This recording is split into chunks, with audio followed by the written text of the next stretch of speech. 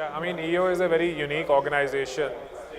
We are 120 entrepreneurs in Delhi who are all members, and all volunteers really, there to get the benefit of learning and idea sharing with each other. We work hard generating these ideas, sharing these ideas. At the same time, we have a good time together. My role, I'm a volunteer on the board.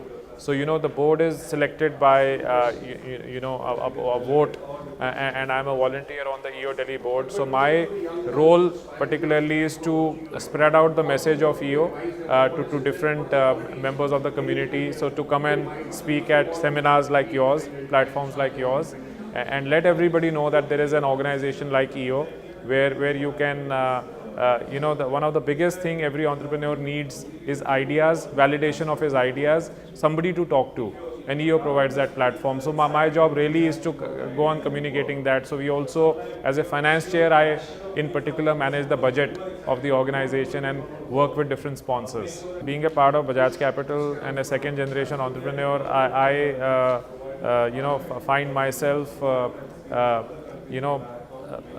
very, very comfortable in an environment like this seminar, because you come across many other entrepreneurs. Many of them are first generation, many of them are third, fourth generation. Each generation of entrepreneurs has different characteristics.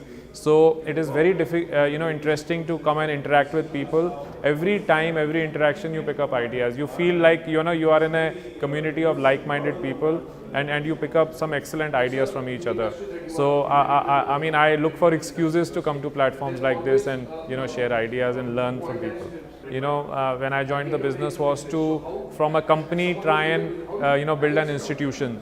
So from a 100-odd people company at that time, how to build a 500 people company to a 1,000 people company. Today we are a 3,500 people company. At that time we had presence in 5 cities. Today we have presence in 100 cities.